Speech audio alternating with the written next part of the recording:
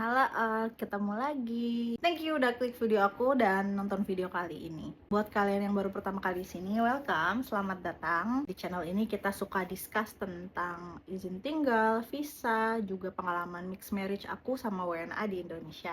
Aku pengen FYI aja ya guys, buat kalian yang butuh ngobrol-ngobrol konsultasi tentang visa izin tinggal mixed marriage, kita ini ada online platform di mana kita menyediakan jasa konsultasi online, tetapi untuk sekarang masih dalam bentuk email atau DM gitu ya. Jadi buat kalian yang membutuhkan bisa cek. Oke guys, kan sebelumnya aku udah pernah ya ngebahas tentang realita menikah dengan WNA di Indonesia.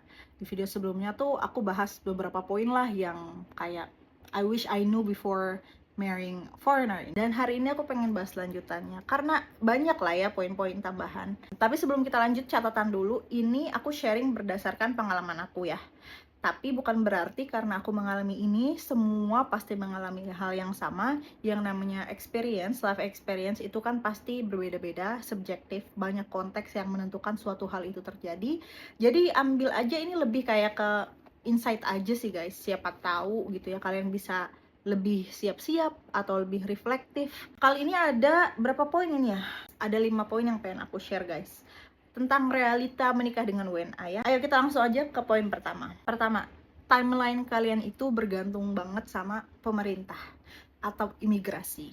Ini realita banget sih. Misalkan buat kalian yang baru mau menikah nih, mau menikah ke Indonesia, katakan WNA-nya mau datang ke Indonesia untuk melaksanakan pernikahan sama kalian. Kan pasti butuh visa ya masuk Indonesia, kecuali beberapa negara tentunya. Dan apply visa ini, nunggu pendaftaran, diterima atau enggak prosesnya. Sedangkan di satu sisi katakan kalian udah nyiapin timeline, kan udah nentuin malah tanggalnya. Tanggal segini aku mau nikah. Jadi tanggal segini kira-kira calon aku harus datang ke Indonesia buat ngurusin ini. Tapi pada akhirnya itu bisa dilaksanakan kalau pendaftaran visa WNA-nya diterima kan, dan itu bergantung kita sama imigrasi. Ada kasus dimana oke, alhamdulillah lancar, kayak cuma nunggu beberapa hari atau seminggu, tapi ada juga yang nunggu lama banget guys dan nggak di approve atau di pending, lama banget nunggunya, entah karena syaratnya kurang lengkap atau banyak juga itu biasanya karena katakan calon kalian dari negara konflik. Jadi ada beberapa negara yang dia itu subjek calling visa, dan negara-negara dari yang list ini itu kalau mau apply visa ke Indonesia lebih ketat prosesnya, lebih lama, imigrasi biasanya memakan waktu lebih lama buat ngeproses pendaftaran visa mereka ini. Terus oh ya FYI nih ya, sekedar informasi aja, akhir-akhir ini ya dari beberapa bulan lalu lah aku dapat info dari teman-teman, terus dari komunitas, itu katanya WNA yang kewarganegaraan Bangladesh itu susah banget visanya di approve atau lama nunggunya. Bahkan sebelumnya ada klien yang reach out ke aku tentang masalah ini, WNA-nya tuh calon dia orang Bangladesh. Pengen pakai agent travel aja, agent travelnya itu nolak karena bilangnya gini, imigrasi nggak nerima, lagi susah proses visa buat WNA Bangladesh. Terus sempet kan aku konfirmasi ke imigrasi, bener gak kayak gini? Tapi dari imigrasi sendiri itu nggak ada official statement atau pernyataan publik bahwa dibatasi WNA dari Bangladesh. Tetap aja kita bisa apply seperti biasa katanya. Tapi nyatanya itu banyak banget yang mengalami kendala di sini. Sama halnya buat kalian yang katakan udah nikah sama WNA-nya udah nikah. Terus misalkan WNA-nya mau pulang kampung, terus pas balik lagi ke Indonesia katakan ada masalah internasional lah, politik, perang, atau katakan izin tinggal yang dia punya belum ada IMK-nya, terus jadi mau balik lagi visa lagi, atau udah di Indonesia udah ada segala macam tapi izin tinggal udah mau habis, terus kalian belum research sebelumnya jadinya harus keluar Indonesia dulu, nggak bisa diperpanjang karena telat. Itu semua kan masalah administrasi ya. Jadi kita mau nggak mau harus well informed supaya kita tidak sampai ngalamin hal seperti ini guys gitu. Jadi makanya buat kalian yang pengen nikah sama WNA, menurut aku sih harus searching dulu nih, terutama tentang keimigrasian, supaya nauzubillah jangan sampai suami atau pasangan kita itu harus dideportasi atau mau masuk Indonesia susah kayak gitu ya.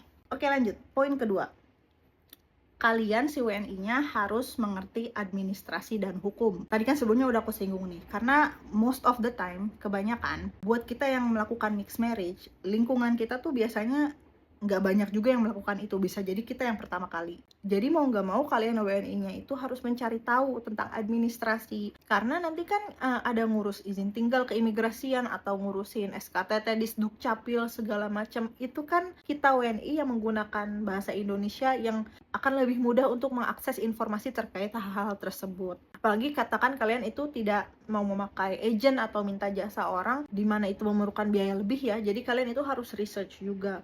Kalau masalah hukum, tadi mengerti hukum ya bukan berarti kita harus menguasai kayak mahasiswa hukum gitu ya, atau pengacara. Menurut pendapat pribadi aku, setidaknya kalian harus tahu surface-nya lah secara umum, implikasi hukum apa yang bisa terjadi kalau kalian nikah sama WNA dan tinggal di Indonesia atau tinggal di luar negeri.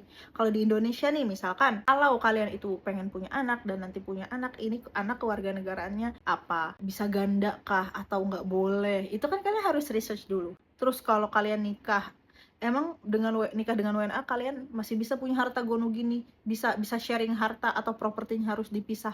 Kalau kalian nanti mau beli properti gimana? Bisa atas nama siapa?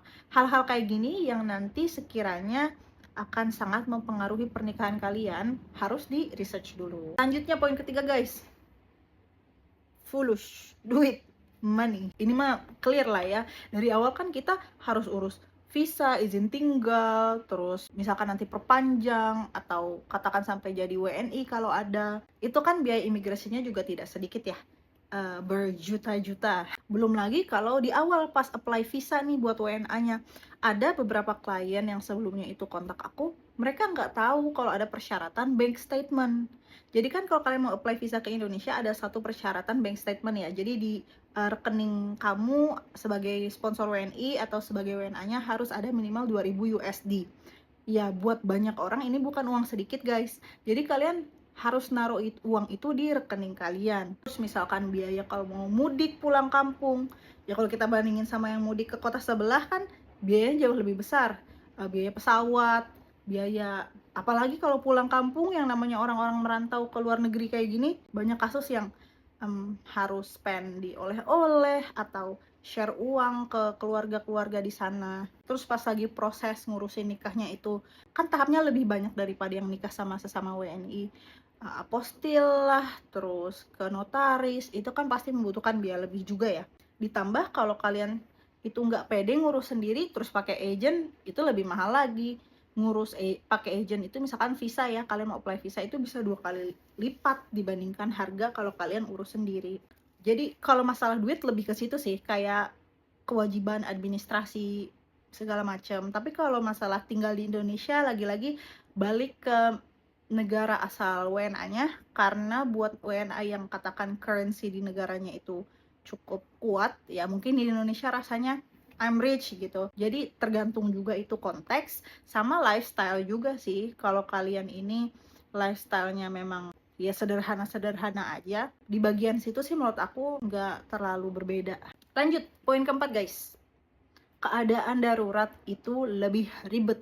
Ini sebenarnya jadi concern aku juga. Pernah nggak sih kalau kalian mikir, nauzubillah ya, tapi kita realistis aja, namanya kita manusia, kita kan pasti meninggal kan. Pernah nggak kalian mikir, aduh kalau katakan pasangan WN aku nih lagi tinggal di sini sama aku, terus dia meninggal atau tiba-tiba kecelakaan, medical issues.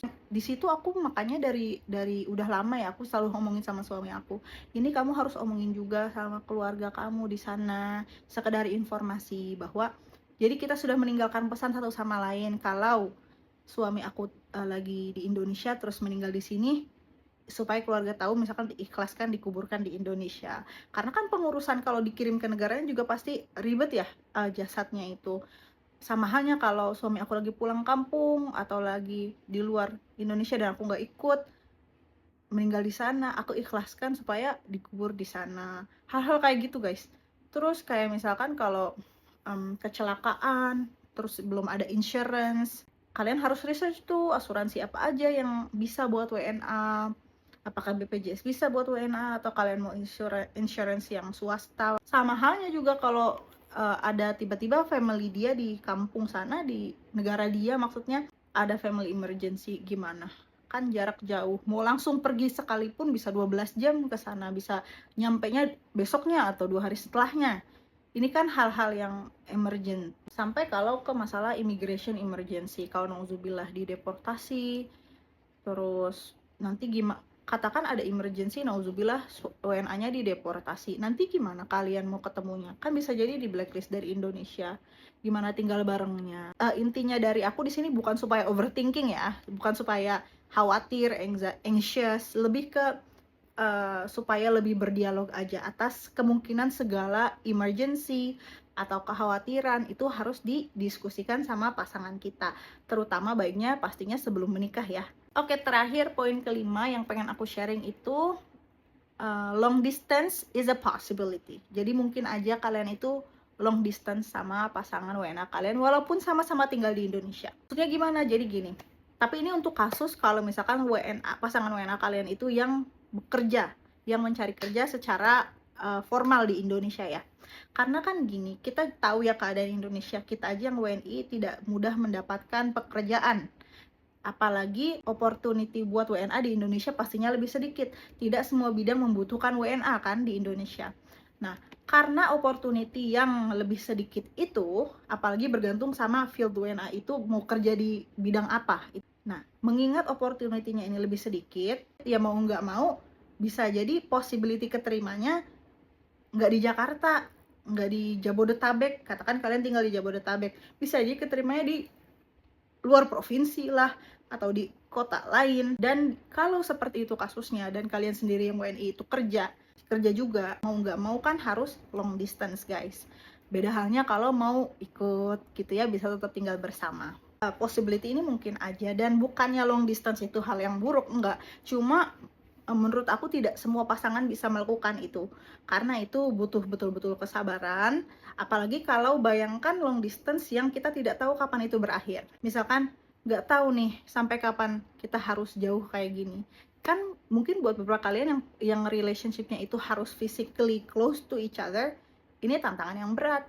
Bukan karena kita pengen jauh dari satu sama lain, tapi karena demand kerja kita. Bisa jadi kayak gitu guys. Oke, itu aja sih guys yang pengen aku sharing sama kalian. Realita menikah dengan WNA dari pengalaman aku. Terus mungkin nanti kedepannya kalau aku nemu poin-poin lain atau ada bagian aspek-aspek lain yang kalian kepo, bisa tanya di kolom komentar. Siapa tahu nanti aku buat video ke depannya. Oke guys, thank you ya udah nonton. Dan jangan lupa support terus channel ini biar bisa tumbuh. Bye-bye.